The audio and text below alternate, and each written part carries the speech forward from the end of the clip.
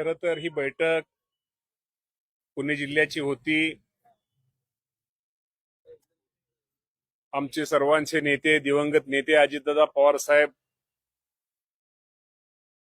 खरं तर ते नेहमी ही बैठक आयोजित करायचे, परंतु आज आपल्या राज्याचे उपमुख्यमंत्री सुनेत्रावहिनी पवार यांनी जिल्ह्यातील आजी माजी आमदार आणि प्रमुख फक्त पदाधिकारी यांची ही बैठक आयोजित केली होती.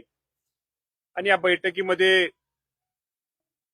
या जिल्ह्यातील पक्ष संघटना मजबूतीकरण आणि पक्षाच्या कार्यकर्त्यांना निश्चित प्रकारे त्याला न्याय कसा देता येईल आणि ही संघटना हा जिल्हा म्हणजे अजितदादा पवार साहेबांना मानणारा हा पुणे जिल्हा असल्यामुळं आज या बाबतीमध्ये पहिल्यांदा संघटने बाबतीमध्ये प्रत्येक तालुकावाईज चर्चा झाली. आणि त्यानंतर आपल्याला माहिती आहे की विधान परिषदेची निवडणूक ही आता लागलेली आहे आणि त्या बाबतीत या संदर्भामध्ये सुद्धा चर्चा झाली.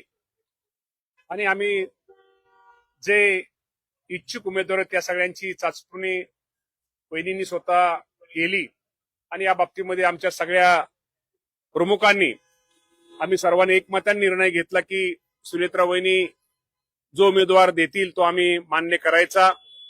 आणि आपल्या सगळ्यांना माहिती आहे की ही निवडणूक महायुतीच्या माध्यमातून निवडणूक लढवायची.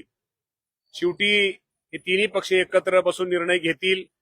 आणि पुणे जिल्ह्याचा जर विचार केला तर पुणे जिल्ह्यामध्ये राष्ट्रवादी काँग्रेस पक्षांच्या मतदारांची संख्या ही जास्त असल्यामुळं तो पुणेचा हक्क हा राष्ट्रवादी पक्षाचा आहे हे आम्ही वहिनींना सांगितलं. आणि या बाबतीमध्ये राज्याचे मुख्यमंत्री देवेंद्र फडणवीस साहेब, एकनाथजी शिंदे साहेब आणि वहिनींची आणि आमच्या प्रमुख पक्षाच्या पदाधिकाऱ्यांची, आमच्या पक्षाचे अध्यक्ष असतील, या सर्वांशी चर्चा होईल.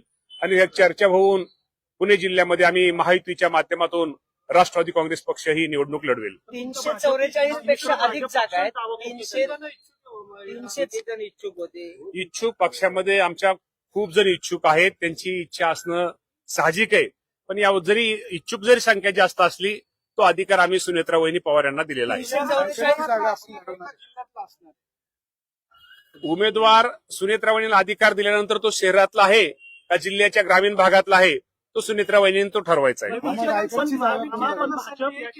344 पेक्षा जास्त आपल्याकडे 344 पेक्षा जास्त मतदार आहेत आपल्याकडे. तसं बघायला गेला तर दावा भाजपनं पण केला. भाजपचे पण 3 नावं चर्चेत आहेत. राष्ट्रवादी महायुती शेवटी प्रत्येक पक्षाला निवडणूक लढवण्याचा पूर्ण अधिकार आहे.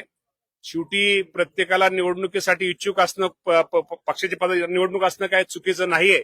पण जरी असलं तर शेवटी ह्या इथं जिल्ह्याचा जर विचार केला मध्ये तर इथं मतदारांची संख्या ही राष्ट्रवादी काँग्रेस पक्षाची जादा असल्यामुळं हा इथला हक्क हा राष्ट्रवादी काँग्रेस पक्षाचा आहे. रायगडच्या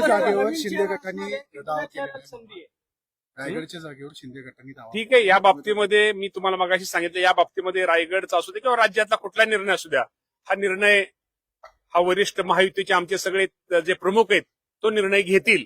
परंतु ही पुण्याची जागा ही राष्ट्रवादी काँग्रेसला मिळेल. परभणीवरून एक अफवा 7-12 असल्याशिवाय पेट्रोल दिलं जाणार नाही. परभणीमध्ये मी मगाशी तुम्हाला सांगितलं की इथं 7-12 असल्यावर डीजे वगैरे हे अत्यंत चुकीचं आहे. या बाबतीमध्ये आम्ही सगळ्या कलेक्टरांना सूचना देण्यात येतील. खरं तर मी आपल्या माध्यमातून माझ्या राज्यातील शेतकरी बांधवांना कळवू इच्छितो की खरंच आजही राज्यामध्ये पेट्रोलचा आणि डिझेलचा साठा हा व्यवस्थित आहे. विनाकारण कुणीतरी अफवा पसरवतं, त्यामुळे पेट्रोल पंपावरती रांगा लागतायत आणि त्यामुळे 20% खप हा सेल हा वाढलेला आहे. त्यामुळे विनाकारण ह्या गैरसमजुतीमुळे हा सेल रांगा लागतायत.